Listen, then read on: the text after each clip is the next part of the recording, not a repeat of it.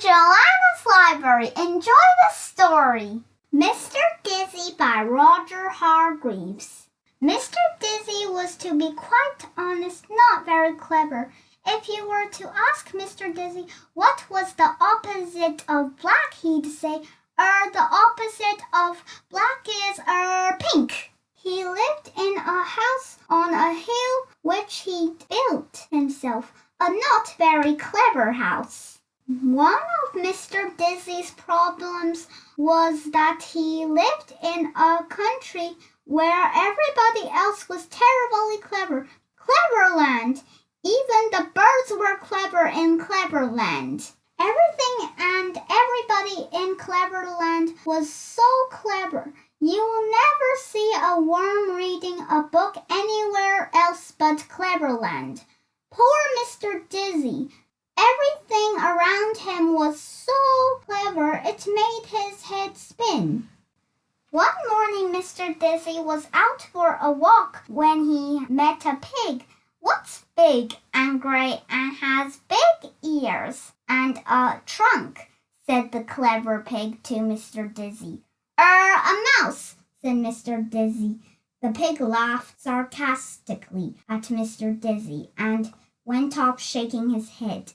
Then Mr. Dizzy met an elephant, a clever elephant. What's small and furry and likes cheese? The elephant asked cleverly. A pig? Replied Mr. Dizzy. The clever elephant laughed down his trunk. A pig? He trumpeted. A pig, you silly man, and off he went. Poor Mr. Dizzy. Mr. Dizzy decided he didn't want to talk to anybody else that day, so he went for a walk in the wood where he knew that he wouldn't meet anybody. He felt very miserable about not being clever, and as he walked along, a tear trickled down his cheek. Poor Mr. Dizzy! Then, in the middle of the wood, he came across a well. Little did Mr. Dizzy know that it was a wishing well. The day was warm, and so he decided to take a drink of water from the well. Mr. Dizzy drank deeply, but he was still unhappy. Oh, I wish I could be clever, he sighed. Little did Mr. Dizzy know that whoever drinks deeply from the water at the wishing well, his wish will come true. And Mr. Dizzy had wished that he could be clever, and his wish had become true. He was clever, but he didn't know it, not yet. On the way home, Mr. Dizzy came across the elephant and the pig he had met earlier. They were telling each other about how they had made Mr. Dizzy look silly by asking him a question he couldn't answer. They were giggling and sniggering about it when they saw Mr. Dizzy approaching from the wood. Here he comes again, giggled the clever pig. Let's ask him another question, sniggered the clever elephant. Mr. Dizzy came up to them. Tell us, said the clever pig, trying to keep a straight face. What's white and woolly and goes baa? Why, a sheep, of course, replied Mr. Dizzy. The pig and the elephant were amazed. To tell the truth, so too was Mr. Dizzy. He suddenly felt very, very clever. It was a not unpleasant feeling. Tell us, said the clever elephant, what has 4 legs, a tail, and goes woof? How easy, replied Mr. Dizzy. A dog, of course.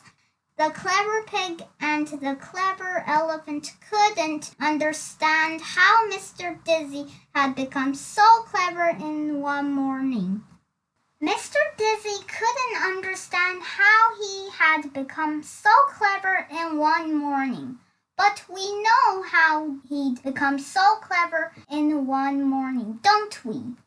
Now let me ask you a question, said Mr. Dizzy to the pig.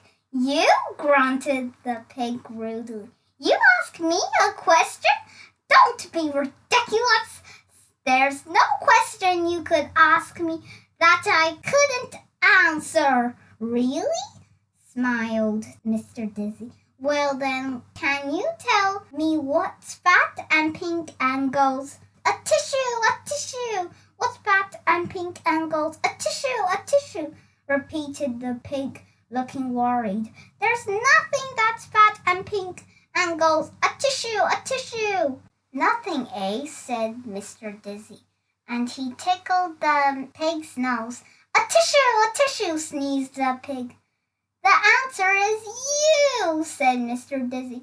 You're fat and pink, and you are going a tissue. The clever pig looked downright, if not down left, miserable. Mr. Dizzy turned to the elephant, who incidentally had stopped sniggering.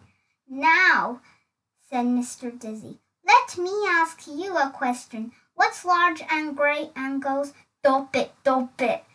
What's large and grey and goes, dop it, repeated the elephant, looking worried.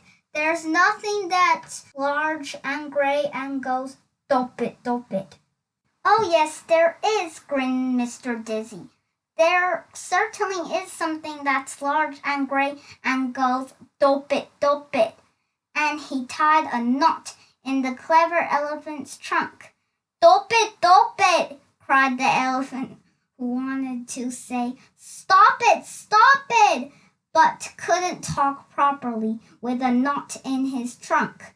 Mr. Dizzy grinned and went home. I suppose you think that's funny, said the elephant. Thanks for listening. See you next time.